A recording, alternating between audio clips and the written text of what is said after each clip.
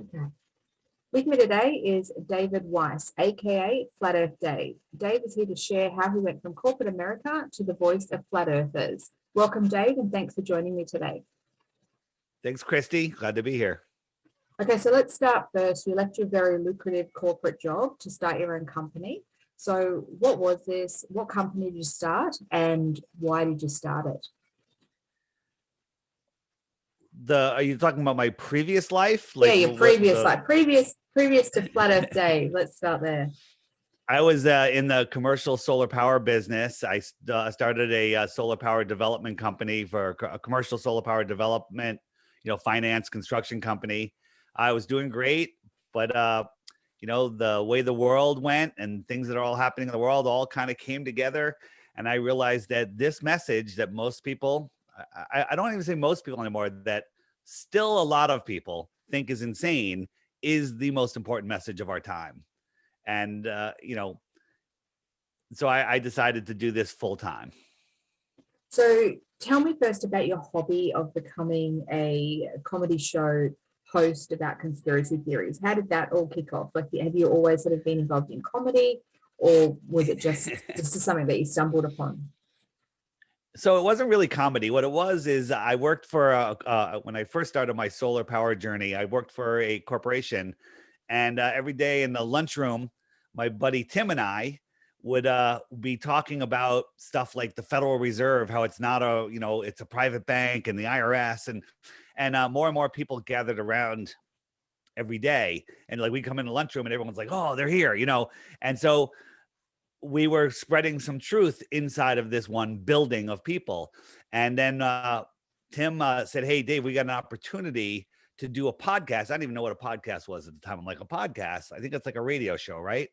And we out of Stand Up New York Labs. And basically what it was, it had to have an element of comedy to it. So it was Tim and I who were the truth seekers. And then we had Mike, who was the comedian that tried to turn everything into a fart joke. And so was it funny? Yeah. Was it serious? Yeah. Was it intense? Absolutely. And we did this weekly for 3 years. So was it hard to come up with the content for that show, or was there enough free thinkers out there to just help you along the way?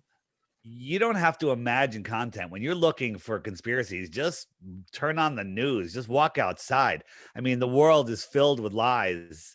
They say Shakespeare said the world is a stage. You aware of that? Yep. Are you aware that William Shakespeare didn't even exist? No. So the guy that supposedly said the world's a stage is a made up fictional character. That's how much the world is a stage.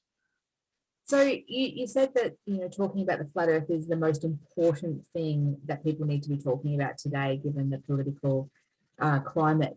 Why is that? And if it's so important, why aren't people talking about it? So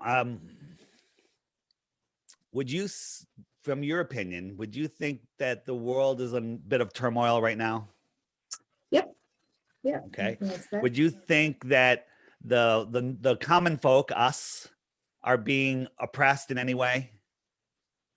Yeah, I would say that. Yeah.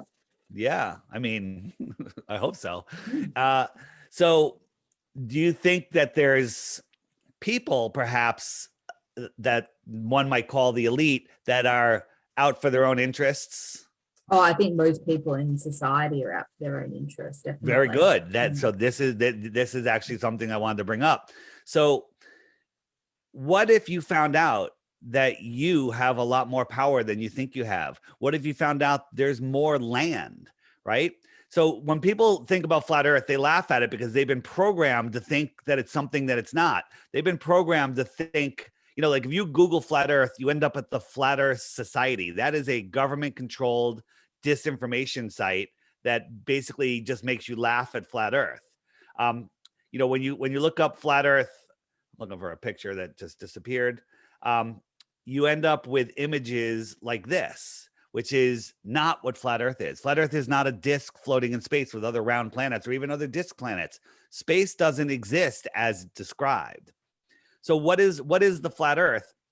Well, the flat earth is more like a pond, right? The pond is where water accumulates in the low spot in the land, and the shoreline around the edge of the pond is just higher than the water. Large bodies of water at rest lay flat. We live in the Antarctic basin, and the land that surrounds the world pond is Antarctica. It's the highest land on Earth. We live in that basin. So this is what the flat Earth is. Okay. What if, so this pink line is 60 degrees south. No one is allowed to go beyond that line with any fuel. You need permits. You're not, no, they won't even grant you the permits, but no one's allowed to explore the outer space of Antarctica, right? You can spend 20, 30, 40, $50,000 for a couple of days. You go right here to this little peninsula. They show you some penguins and some icebergs. They bring you to the ceremonial South Pole because there is no South Pole. And then they kick you out, and that's it. So what's out there? Well, what if we lived here in this inner space and there was extra territory in the outer space? So outside. Who's stopping you though? Like if you had enough money and resources to go to the edge and you wanted to go further, who's actually stopping you? Because yeah. So in 1959, when all the countries were killing each other, they decided that they're going to impose the Antarctic Treaty. All the countries in the world signed on to it, and no one is allowed to go there. So, it's a big place to patrol, but there's really only a couple access points where you can get to Antarctica without going over, thousands and thousands and thousands of miles of ocean. And if you try to go there, they will stop you. There was one guy, I forget how long ago, it wasn't even that long ago, maybe a decade or two ago, who tried to go. He got permission from his country, got past the 60th parallel. He was intercepted by 2 military ships. He was threatened to be sunk. He was turned around. He was sent home. When he got home, he was arrested and jailed, even though he was given permission to go. Okay. So even if they let you go, how are you going to navigate out there? How are you going to navigate, in Antarctica? There's no GPS. There's no place to stop and get food or fuel. There's no, compasses don't work out there. What if it's just ice for tens of thousands of miles? Where are you going? How are you going to navigate? Look, I'm probably one of the worst people to speak to about this topic, full disclosure, because I don't necessarily have an opinion either way. I just don't really think about it. And that's one of the questions that I wanted to put to you is why should we care? Like, you say that it's a super important topic, but in most people's day-to-day life, it's not really affecting it. So what does the shape of the world matter? I still go to work tomorrow, right? Well, I don't go to work anymore, and my life has gotten my life has gotten way, way better. But if you don't know the true power of your mind, if you don't know who you are, if you think that you are, you evolved from pond scum and you're spinning out of control, flying through an infinite universe. You're spinning, twirling, and whirling in 4 different directions at once, lost in space. There's trillions of others of planets where there could be people, right? You're insignificant speck in an infinite universe. Well, that kind of takes your power away versus knowing the truth that you are at the center of creation, right? That this place was created for you, that you are important, that you are powerful, that your mind can create your reality. Everything you have in your life is because of the way that you think. It's the same for everybody, but they want you living in fear, and they want you to give up your God-given natural rights, your God-given free will, and they can't take it from you. So they scare you into living in fear. And just as you said earlier, that everyone's out for themselves, that's because we live in this nihilistic world where an asteroid could take us out at any moment. We're going to run out of food. We're going to run out of water. We're going to run out of dinosaur juice for our cars. It's all nonsense. Global warming, right? So everyone's just like out for themselves, when the truth is we are in this amazing place that was designed for us, safe, abundant. There's everything we need. There's free energy. There's all sorts of stuff. They're hiding all of that from us. Tesla tried to give us free energy at the world's fairs, right? But it was stopped by JP Morgan.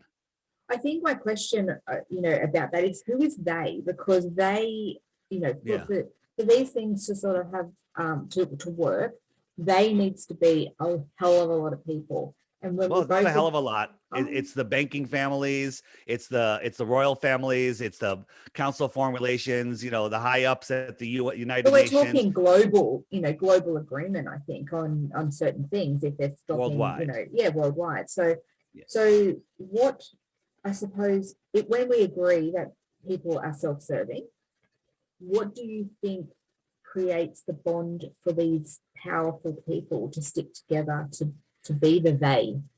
Did you know that all of the presidents in the United States, except one, I'm spacing on his name right now, are related? They all relate back to one king. They're all blood related to one king. So, they have us believing that we're voting and it makes a difference. They have us believing that the whole world has been discovered when there's more. So when you say they, you have to get these different countries. Countries are an illusion, right? Countries, they divided us by countries. They divide us by race. They divide us by political parties. They divide us by sports teams, by gender, by, they're dividing because they know that if we all get together and think together, they're finished. So they have us divided, afraid of each other, thinking, all of these wars, the Cold War between Russia and the United States, how many people died during that? The answer is 0, because it wasn't a war. It was all in our minds.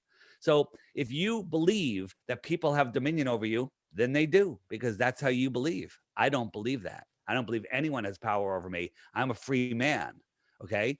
And so if you take advantage of the knowledge that's here and of all of this stuff, your life changes for the better. Everything gets better. So I can't imagine not knowing what I know.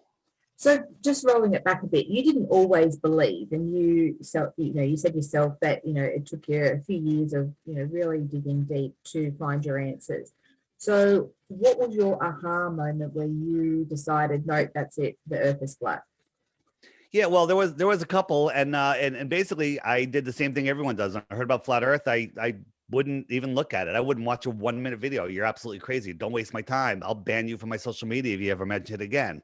And that's what I did for a while. But then I was forced to look, and I was seeing all of these things. I'm like, okay, if the earth is 24,901 miles around, like they say it is, then there's a curvature formula. So I found out the globe curvature formula, and it's good. The curvature formula that they generally use is 8 inches per mile squared. And that's good for the first 1,000 miles. That's all you need, right? After that, it gets a little wacky, but you can't even see that far through the air, so it doesn't even matter.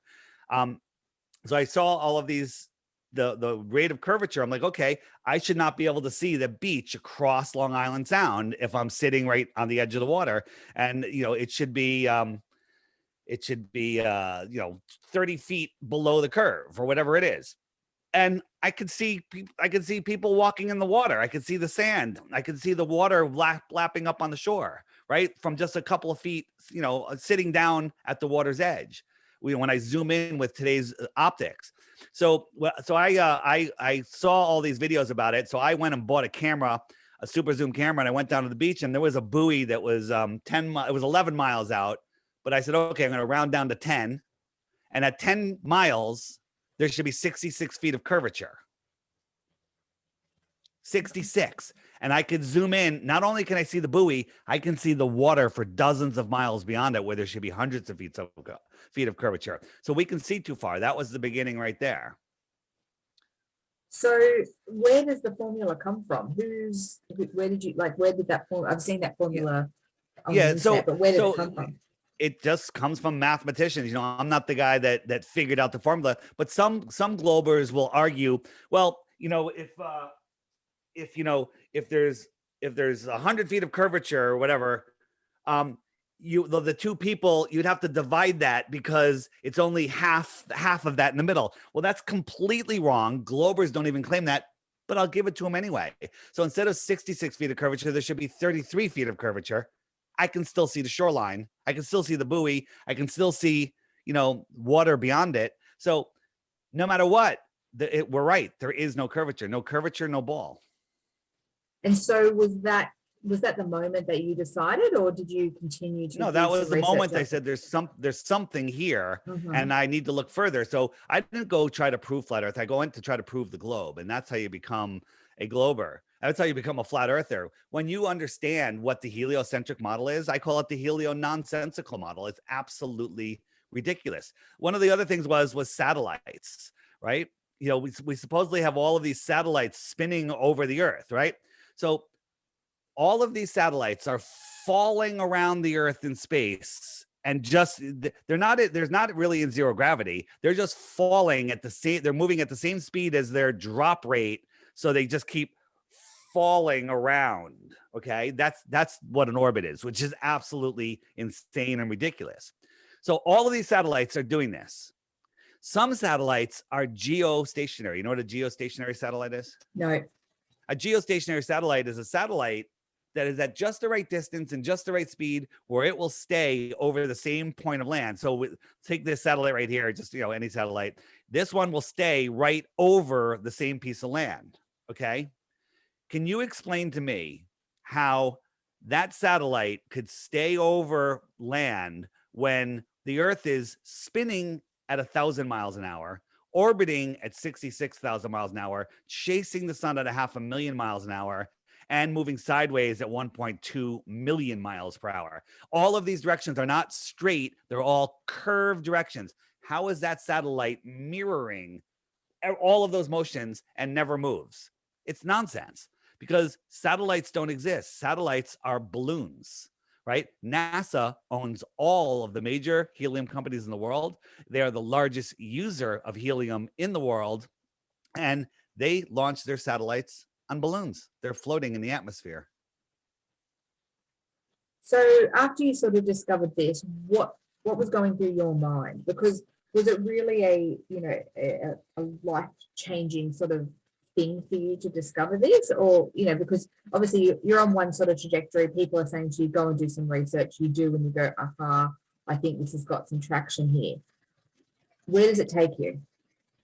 So what do you mean? Where does the fact that where does your belief in that, what does it do for you on a day-to-day basis? It's not about belief. It's about knowing. Belief is the enemy of knowing. You believe, that my name's David. Well, did you ever check it out? Is it really? Maybe I'm lying, right? You have no proof of it, but you can take the time and figure it out and find out, yeah, my name is David. But that takes time and effort. People just love to believe, you believe that, people are in the space station, but if you ever go and take the time to check it out, you'd find out that it's nonsense. So once you realize they're lying to you about that, what I noticed is it wakes people up. When people wake up to the flat earth, to the globe lie, I'll call it, because there's a lot that we don't know, but we do know that it's not a spinning globe flying through an infinite vacuum. That's also scientifically impossible. But once you wake up to that, you start seeing through the other deceptions of the world. And I relate it to the movie The Matrix. Do you see the movie The Matrix? I have never seen the movie The Matrix. I am probably one of the most uneducated people when it comes to films, unfortunately. I call it a documentary, but basically at the beginning, Neo's depressed. Keanu Reeves is depressed. He's depressed. He knows something's wrong with the world, and he's basically depressed. And I think a lot of the depression in this world is because people's souls know the truth of this world, but their brains have been hijacked by the mainstream media and all this other fear, and they're disconnected from their souls. So that's Neo at the beginning of the movie. And then by the end of the movie, Neo unplugs metaphorically from the Matrix, right? Because the Matrix has him believing that this world is a globe, has him believing something that just keeps him pacified. And then by the end of the movie, he takes his power back, and he knows who he is, where he is, what he is, and more importantly, the power of his mind, and that nobody has dominion over him, and everything changes. And I think that's the perfect analogy of what's going on in this world. When people say, what difference does it make? I don't care. It's because they don't know. It's because it's like if you lived in an apartment building and you've never been outside of the apartment building because there's no windows and there's no doors, and you thought that's the whole world. Do you care that there's a world beyond that? Of course you would. But somebody in that building will go, well, I don't care. I have my job on the 4th floor. I go work out on the 10th floor. I go down to the basement where we're doing whatever, and that's your whole world. Well, they've put a fence around it, and that fence is a prison for our mind, and it's called the globe, right? There's more land beyond the world here. In the late 1800s, the New York Journal, now the New York Times, posted this. It was a Japanese map with almost 30 or 40 additional continents outside of Antarctica. What's that about? And where was that? Because sorry, for people that are only listening, I do urge you to go watch this on YouTube so you can see the pictures that we're talking about. And what year was that, Dave? This was I can't see it. It's tiny on this image. It's like 1890 or something like that. But our entire history, the whole 1800s, there was an advanced civilization here called Tartaria, worldwide civilization, far more advanced than we are now. Free energy, all sorts of stuff. This whole globe lie is not 2,000 years old. You know, the story of Aristophanes with the sticks and shadows is a made up story, right? It's happened in the early 1900s. I interviewed a woman named Ruth, who's 102 years old in February of 2020, just before this nonsense with COVID started. And she said when I was interviewing her about something else, never mentioned flat earth. And she had such a great memory. I asked her where she went to elementary school, and she told me the school in Connecticut, named a school, teacher, road it was on, kids in the class. And I said, what did they teach you about the earth? And she said, they taught me the earth was flat, but then they changed it some years later. In Connecticut, in the United States, in the mid 1920s, they were still teaching flat earth. Then we started looking on microfilm at old newspapers, and we found article after article about teachers being persecuted for trying to teach the globe model in schools in the early 1900s. So I'm still our just whole trying to history is a lie. I'm still trying to wrap my mind around why, you know, if that shift happened from, you know, they were teaching flat to being a globe, what was the purpose of doing that? So you know, throughout the centuries before, nobody really cared. But then here in the main world that we live in, people, you know, went through the Industrial Revolution. People started getting more power. People started getting more educated, and they were starting to figure out, hey, there's more. Well, the people that are running this place, you know, the banking families that I mentioned earlier and stuff, and the royal families, they wanted to keep control of the people. Well, if people had the opportunity, hey, when tyranny's happening, like right now, we had the opportunity to leave and go to another continent, any one of those that I'm showing on a screen now, maybe that would happen. Well, they don't want that to happen. They want us to be stuck here, and they want us to be their slaves, which we are, working for their corporations. And right now they're literally stopping. They're trying to squash everyone that has their own business and have everybody working, you know, as a corporate slave. That's the goal. That's their stated goal. So how, because I know in Australia at the moment, there's very much the push for, you know, small business, and majority of Australia is made up of small business. So I'm not sure about America, because obviously I'm not American. But when you say that they're trying to stop everybody from working for themselves and to only work for, you know, the corporate giants, how are they doing that? Well, here in America, you know, we have the Costco's, the Walmarts. They're allowed to be open, and the local stores, the small stores, have to be closed. The restaurants are, you know, in New York City, you know, if you don't turn your tables 2 or 3 times a night, you're going to go out of business. Well, they have it down to 25%, no indoor seating, wearing masks. You know, they're crushing everyone. There's like 60% of small businesses have closed in the last year, and they're never going to reopen. So that's exactly how they're doing it. Okay, so just touching on COVID for a moment. So 2020 was a year that many people sort of went down rabbit holes looking for other things. So why do you think COVID was a catalyst for people to go out searching for the information on these sorts of topics? Well, I think that, you know, I think it kind of backfired. For one thing is, you know, there's been flat earthers all through the 1900s and before, but there's no way to get the word out. You know, we didn't have the internet before, what was it, the late 90s. And now we, you know, I can put a tweet out and it's across the entire plane before I finish a sentence, right? So the internet kind of got away from them, and they're trying to censor it down. So the what was your exact question? I'm sorry, I went off on a sidetrack. So why do you think COVID was the catalyst for people to sort of go down those rabbit holes? Because they locked everyone in their homes and put them on their computers, and they had a lot of time. And, you know, we're out there trying to spread this message. And the way they control us, they control our minds with cartoons. These are all cartoons I'm showing you, right? I'm not going to say much more because we're on YouTube, and you'll get a strike because you're not allowed to say anything that's truthful on YouTube. Yeah, well, I did read about YouTube, and, you know, they do put warnings or something on people's sites that do talk about flat earth and things like that. So do you agree with their ability to be able to censor, whether partially or wholly censor people's content? If I said that the thing that Mr. Mr. Bill wants to give everybody the stick into their arm. If I said that that was a bad thing, you would this video would get deleted. Do you think that's the right thing to do? Of course not, right? Yeah, well, look, I'm sort of, I don't agree with censorship in that sense, because I think that we need to have forums, but I do also agree that YouTube isn't a company that should be able to decide what goes on their platform or not, because you don't actually have to use YouTube if you don't want to. So I'm sort of, I think it's gotten too big though. I got a strike for saying that the Pfizer jab, I don't want to say the word, that caused blood clots and was killing people. And I got a strike and the video got taken down. But then a couple of weeks later, the CDC came out and said that the Pfizer V is giving people blood clots and killing people, and they took it off the market. So did they take your strike away, or no? Absolutely not. That's the opposite of free speech. YouTube used to be where you can put all sorts of information and it would get ranked properly. You know, they're not striking flat Earth stuff, but they're ghosting it, where it won't show up when people. If you search top 10 reasons the Earth could be flat, you're going to get top 10 reasons the Earth is a globe. If you search flat Earth and there's videos that have millions of views, you're going to get the propaganda videos that they put out there. Okay. They're all going to show up. So it's basically trying to hide it from everybody.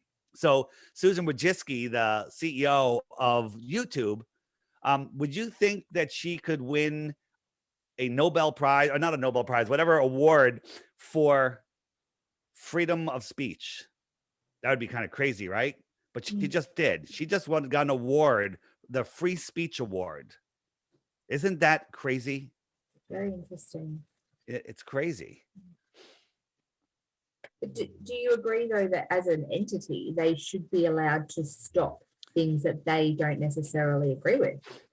No, I don't believe that at all. I think if you're not, it's a free speech platform. They've dominated the market, and they're now becoming a publisher, which is not. It goes against everything. Now, if I went on there and I was threatening, that stuff like that, violence, that can be censored. But if you're giving your opinion, if I say, hey, this is my opinion on this entire CV thing, that's my opinion. It's YouTube. No, it's not YouTube. Well, they've cooked themselves. It doesn't matter, because there's other platforms, that are taking over. The problem is most of the sleeping people don't even know there's other platforms, and they're all on YouTube. So we try to stay here to reach them, because I think everyone deserves the opportunity to know that there's truth out there and not live their entire life as a lie, not live their entire life in that sealed off apartment building, not knowing that there's more beyond it, that there's a whole life beyond it, that there's, that you don't have to follow someone else's ridiculous rules. So, just touching on that, my family tell me all the time that I live in, like my own little bubble, and I'm sort of immune to a lot of the things that go on in the world. But I counter that by saying I'm happy in my bubble. So why should I go looking for more information if it might just make me, do you think, though, that it makes you, I'm not angry, but irritated with the wrong that goes on in the world, and then you go looking for more and more and more, and then you become anti everything? No, absolutely not. I think it does the absolute opposite, because, let's say you're living in a lie. Well, deep down inside, your soul knows that you're living a lie, and that's not healthy. That's going to be conflict. It's going to cause, it comes out as depression, comes out as cancer, comes out as all sorts of things, because all of this conflict in your body. When you understand the true world, you understand what this place is, and you no longer are afraid of the things they tell you to be afraid of, like death and, running out of fuel and food shortages and all this stuff. It's all made up nonsense to control you. Once you understand, that you are at the center of creation, and that your mind actually creates your reality, life gets so much better. But some people, I call them NPCs. An NPC is a non-player character. And their job is they're not here to wake up. They're here just to be a character, and live their life the way, as a non-player character, and it's not my job to wake them up. My job is to offer the truth. If they want it, great, come this way, I'll show you more. If they're just like, no, no, no, I'm happy with my life, it's okay that I don't know what this world is or who I am, then okay, enjoy, good luck. I have no problem with them. Just, enjoy your life. So do you think though that it's fair to really say that they're non-playing characters, or that they're just doing something different to what you're doing?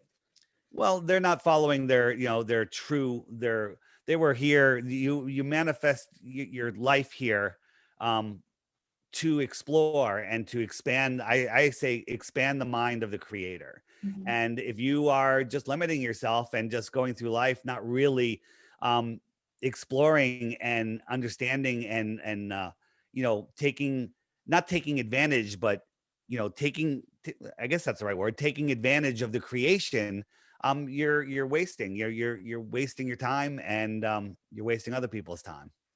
But there's so much knowledge to be learnt in the world. And just because someone doesn't have a particular interest in one thing doesn't mean that they're not, completely knowledgeable on another topic. So There's plenty of people that are spewing amazing truths that haven't woken up to flat earth yet, and that's fine. That's their journey. They're contributing, lots of other useful information. And together, if everything was just flat earth, well, that's not good. What about all the other things that people don't understand? So there's people, going after, the atrocities in this world and all these other things, and together it's a whole truth soup. But then there's other people that just want their beer on the weekends. They work their 9-to-5 job. They have enough money. They just, they like watching movies, and they like, just taking care of themselves. Well, I don't look at that as really a fulfilling life, because, at the end of your life, maybe you go to, hey, let's review. Well, when I review my life, I'm going to be like, right on. And there's other people going to be like, oh man, I wasted all that time. I wasted, 95 years. And I'm not going to be that person. So you call yourself a truth seeker as opposed to a conspiracy theorist. So Yeah. what do you think the difference is between the two, and why is it important to distinguish them? Well, conspiracy theorist is somebody that like, hey, I believe I'm spinning on a ball flying through space. That's a conspiracy, and they don't check it out. Conspiracy theorist is a term that it's actually a good term, but it was hijacked, for the JFK assassination, to make people look silly for questioning the lies that are cast upon us. So, I'm a truth seeker. I don't want the earth to be flat. I don't want it to be a globe. I don't want anything. I want to just know, I want to know the truth. So I don't look to have a confirmation bias. I'm looking for the truth. And how do I do it? I use actual science. People I go, what's your proof of the ball? Give me one reason you think the earth is a globe. And they go, oh, science and physics. I'm like, no, those are words. What science? What physics? Well, all the stuff that people did. I'm like, what people? What stuff? And then when they finally look, they realize they don't have any. Like the number one thing people say is pictures of the globe. Well, here are NASA's two most famous pictures. Here's the United States, gigantic, and then here's the United States. It's right here. It's a quarter of the size. They can't even get their pictures right. Okay. I do think that's an American thing, with all due respect, because, to the rest of the world, America purports themselves to be this giant and bigger than life. Well, how come they made it small here? I'm not. So what I'm saying is, sure. I agree with what you're saying there, but these are paintings. These are paintings. These aren't photos of Earth. So there are no photos of Earth. Now, where are you in Australia? You in Perth? I'm Brisbane. Brisbane. So where's Brisbane? Brisbane's over here? Yes. Yeah. Okay. So on a globe, Buenos Aires, there's plenty of people that want to go to Perth, and plenty of people from Perth that want to go to Buenos Aires to fill an airplane. This would be the shortest route, right over Antarctica. But we're not allowed to fly over Antarctica because we might disturb the penguins. So we have to fly around Antarctica. So this would be that would be the fastest route, right around Easter Island out there. Plenty of places to land if you have an emergency. And that's a nice short flight. But this is the actual flight path that they take. They go from Buenos Aires to either Miami or Houston, one or the other. Then they stop in California. Then they go to Sydney. Then they go to Perth. Or here, Buenos Aires to Europe, to Singapore, to Perth. Why would they do that? Why wouldn't they just fly around Antarctica? Why would they go 3 times the distance? Yeah, I can answer that. It's because the Earth is flat is the reason, right? And when you're going from Perth to Los Angeles, right out here is Hawaii. Okay, there was a medical emergency on one flight, and they had to land real quick. So if you were right here, Hawaii's right here. Where would you land? Yeah, I did see this on somebody else's channel about this, and Yeah. I just don't know if that can be used as evidence of something so significant that, where they landed, because I just don't, that there's a situation that obviously occurred with that person that was a pregnant woman or something. So here, they're coming here, Mm-hmm. right? The emergency happened like right here, and they landed in here. Hawaii is way out here, okay? Somewhere out here. So this is the actual flight path that they take. So all the flight paths are run by NASA. NASA is in charge of all flight paths. Sometimes there's emergencies where they have to land, and they do land at the closest place. And there's a book called 16 Emergency Landings Proving Flat Earth. All of them land in spots that only make sense on a flat Earth. They make absolutely no sense on a globe Earth. How many emergency landings do we need where you could say it's not a coincidence anymore? I mean, they're all ridiculous on the globe. This is a free book online on a PDF, or you can go to lulu.com and order the coffee table book, which I recommend. It's an amazing book. And how many coincidences or impossibilities do you have to see before you realize that we don't live on a spinning ball flying through space?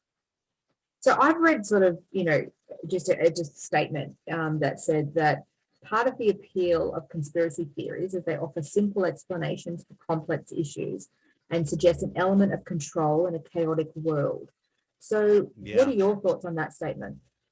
Well, actually not. I think that, that's kind of ridiculous. The globe model has impossible, complicated things that are physically impossible, like the spinning ball, flying through space in a space vacuum. How do you have an atmosphere and gas balls, which are stars, in a vacuum? I mean, game over right there. None of that makes any sense whatsoever. And by the way, this has caused more chaos in my life than anything else. All right, I didn't get into this. I was dragged in kicking and screaming, right? But then when you look at it, it's like once you see the truth, you can't close your eyes. If I, showed you something, you can't unsee it. If I showed you a truth, you can't unsee it once you saw it. You can try to, but it'll destroy your life, because once you see a truth, you can't unsee it. So do you think that's why people, once they start investigating, flat Earth or, anything else that's away from, I suppose, the societal norm thinking that we have, do you think that's why then they go off on tangents and look for other things? So they're looking to disprove things as opposed to looking for information? That's a good question. So once you find out they're lying to you about where you live, the next logical question is, what else are they lying about? And if you don't look, if you, like, let's say you have a couple people in your life and you trust them, but everything they tell you is a lie, but you trust them and you go by their lies. Well, what if I showed you the one you trust the most is lying about the biggest thing ever? Would you start wondering if they're lying about other things? Of course. Then when you start looking, if you're in that apartment building that has no windows and doors, if I showed you there was an outside, well, now that's all you're going to be able to think about. That's all you're going to be able to think about. And so now you're going to be looking like, all right, who in here is lying? You're going to wonder what the hell's going on, and you're going to try to figure it out, and you're never going to give up. So do you think, though, then that sort of creates a little vacuum in which in which people operate then, where they're never completely fulfilled? So they're not actually, like you spoke earlier about, once you seek the truth and, you're sort of enlightened and you've lived your best life. But do you think because you're constantly seeking the truth, that you're not necessarily fulfilling your life to, the greatest sort of level that you can? Because to me, it sounds sort of like an unhappy way to live. Like, Wow. To be constantly saying someone's lying to me and to disprove it. It seems like there'd be a lot of hostility there. So No, you know how do what? you how do you Here's manage where the that? way I look at it is I trust everybody first. But then if I Mhm, really want to know something, I'll go verify it. And that's mhm. great. But you know, if you burn me once, you burn, you know, then I'm always going to question anything you say. There's plenty of people I trust. Um, don't you live your life trying to find truth in your Absolutely. world? Yeah, Don't you? definitely. Yeah. So there's No, no I do, difference but I between don't you. sort of, I suppose the difference that I have, and as I said, I'm not educated either way on this topic. And I'm probably one of the people that you don't necessarily like because I don't necessarily have an opinion. And that's simply because I haven't really looked into it. It doesn't affect, I'm that person in the apartment. It doesn't affect my day-to-day life. And the things that I seek out different topics that interest me. So I look at more as an interest thing than anything. But I definitely do seek the truth, but I don't go down rabbit holes, and I don't, I don't set out to disprove it, if you know what I mean. So, well, I set out to prove things actually, Mm. um, mostly. And when I tried to disprove flat earth, you know, that was me trying to prove the globe. Mhm. So, you know, you say that you don't look, so you're saying you only look at shallow things, you won't look at anything that's a big deception. Is that what you're saying? No, that's not what I'm saying. I'm saying that I will look at it, but I won't. I won't give. I suppose for me personally, I'm very time poor. So when I have time off from work and doing podcasts and the other things that I do in my life, I don't really feel like being on the computer and researching things because I'm already looking into other things. Like I suppose the flat Earth is not really a topic that interests me. I've got other interests that I look into. You know, um, That's so okay. You're welcome to your own interests. I have plenty mm, of interests too. I just like knowing where I am. mm, absolutely. Look, I did this podcast to speak to people, with all different opinions and views and things like that to learn from other people and to, I suppose, grow my knowledge. And I'd rather do it in this sort of forum than just research what somebody said, I suppose. But I've read so much about people going down those rabbit holes, and they do fall into a state of just depression and angst and Do I unhappiness. I look suppose depressed or you don't angst? look depressed at I all. have So everybody needs to check out the 2020 and YouTube. 2021 are the best years of my Mm, life. It's amazing what's going on in this world. And if everybody would just wake up to um, the nonsense, the fake control, like your government is insane. But mhm. everyone in your freaking country, not everybody, because I know a few people that out over, you guys landed in the land out over, by the way. Um, that don't obey. But the problem is the control that you think they have over you is only in your head. If everyone in Brisbane and all through Australia just said we're opening our business, we're going out, we're not wearing masks, we're not doing this, we're not doing anything, we're not paying our taxes, whatever, it's over. They're finished. But everyone has been living in fear and being selfish and and obeying people that have no right to say anything over you. So so again, this is all a belief system. It's people believe that you're being controlled by other people, and if that's the case, you are. Yeah, look, I agree. I think, there's far too much control, especially, what we've seen in 2020. Obviously, Australia didn't really experience it to the degree that other countries have experienced it. But we've had a couple of days here where, you're not allowed to leave you leave your house without a mask and things like that, which is, I Do personally you don't do you understand. do you without saying too much about it? Mhm. Do you are you afraid of the CV? No, Are no, you not at afraid of all. getting sick from the CV? Not at all. No, Do you think it's overblown to absolutely. Yeah, okay. I do. Do you think that the face diaper does anything to protect you from it No, if it exists? no, Okay. I don't. Do you wear a face diaper? No, because when we did have the mandatory time to do it, I didn't go anywhere. I stayed at my house. So I didn't have the So need to you know it, and I stayed don't in, have to wear it any other time. Like I don't wear it any other time. all right, but you stayed in your house. Did you want to go out? No, I live on acres. I love being at home. So you just stayed in your house. Yeah. So Okay. Well, and that's the thing, so like as I long as was you're happy. happy. It was fine, but I think obviously it's affected a lot of people, far worse. So I can understand people's points of view when they just don't want to comply anymore, when they don't want to, they think that they're being controlled and they don't want to do that. I completely respect that. I don't know if we'll ever get to a place where everybody's on the same page, because I think divide is what, divide and conquer. It's well known to do that. But how has your life improved, do you think?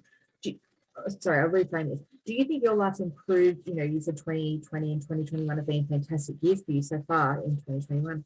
Do you think that's because you're actually doing something that you love as opposed to, working for the man type thing? Or is it I had because of my the own knowledge? company. I loved my company. Okay. Yeah. I had my own company with two partners. Mhm. Loved it. Was making more money than I ever thought I could make. 6 figures, and not low 6 figures.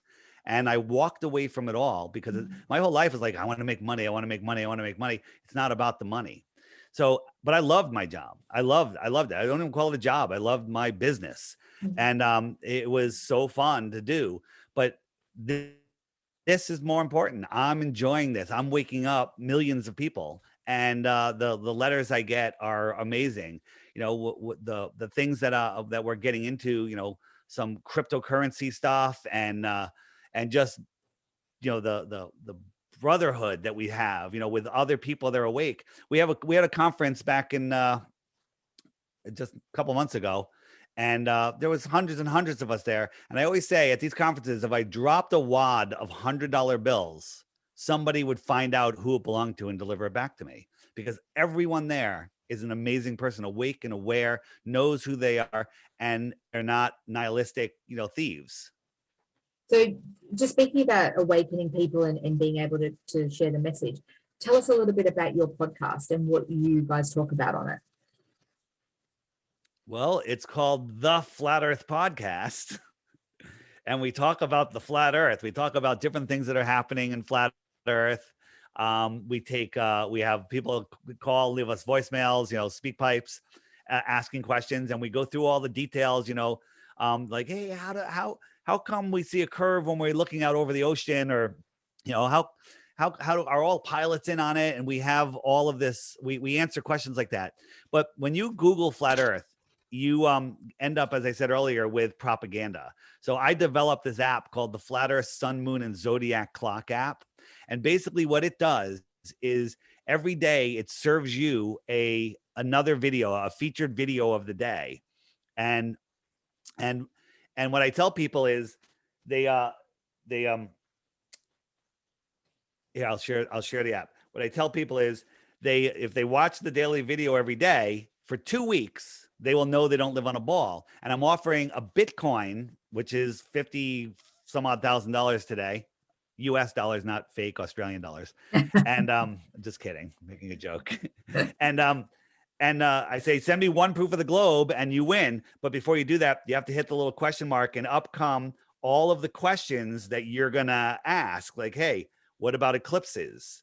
What about, why the lie? What about gravity? What about ships over the horizon? If I hit what about eclipses, up comes a playlist of videos that YouTube will not serve you. Oh, okay. Oops. Here it comes. And these are videos that will be hidden, that you won't be able to find. If you're like, how does eclipses work? Well, you're going to get the heliocentric nonsense videos, but these videos will show you what's really happening, what really isn't happening. So the app is the best way to wake up. It also has tons of other information. Bottom right, mud floods, Tataria. I was telling you about that advanced civilization. Watch those videos and just make sure you bring food and water because you're going to be there for a long time. And it's the app shows you how seasons work. Here's something. Let me throw one thing out there because this is interesting. The sun. Whoops, what happened? I just lost it. It's all right. I'm not going to share it. The sun moves in between those inner circle and the outer circle. And that's how their seasons happen. When the sun is over the Tropic of Cancer, which is over southern the United States, that's in June, we're having our summer. Okay. You know, let me show you, because this is interesting. This one might get you. Right now, you see the sun, it's going around. The sun is usually on the hour hand, but we have daylight savings time here. So it's an hour behind the hour hand, because that's the true time. Mhm. So if you look, this red line is the equator. Well, it's inside of the equator. So if I jump the sun forward to June, and it's over the Tropic of Cancer, and you see it's going right over Florida, Mexico. Well, in June, it's really hot here, right? In Mexico, because the sun is directly over our head and it's close to us. Mhm. Well, you're having your winter because the sun is farther away. Therefore, the sun is lower in the sky, farther away. Mhm. If I jump the sun forward 6 months to December, boom, you're having your summer, we're having our winter, because the sun is directly over Australia in December. Mhm. And it's far away. When it comes around here, it'll be down here, and we're having our winter because the sun is farther away. The sun migrates every 6 months in between these tropics. Okay. The sky is a perfect clock. The sun laps the moon every 28 days, right? So the moon's position, its phases, and its cycle show the weeks and the months. Do you know there used to be 13 months of 28 days? But they hijacked that also and gave us all these random numbers, and they gave us 12 months. They don't want you realizing it's months, not months, right? And if I turn on the stars are going slightly faster than the sun, where they lap the sun once a year, okay? They lap the sun once a year. So each month, the sun will be in a different zodiac. So the sun is in this zodiac. Next month, this one will catch up to it. Next month, this one will catch up to it.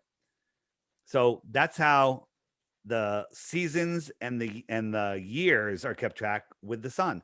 This is all impossible in a heliocentric world. It makes no sense whatsoever. If we're twirling and whirling and swirling in 4 different directions at once, how can all of the stars reset every year exactly like they were? That's impossible. They wouldn't reset 2 nights in a row, let alone years. I mean, we're traveling trillions of miles, but somehow, if you go out tonight and look at the stars, if you can get outside of your windowless, doorless apartment and look at where the stars are, next year, 10 years from now, same night, same time, they'll be in the exact same position. That's impossible in this nonsensical soul lure system. They're literally trying to steal your soul. Well, Dave, thank you so much for joining me, because I certainly don't want to lose my soul. So maybe I need to go and do a little bit of research, and I urge everybody, if they're interested, just to be a check good out person. just be a good person. I'm sure you're a good person. Just I'm be a a good person and appreciate this world that we live in. And Absolutely. that's it.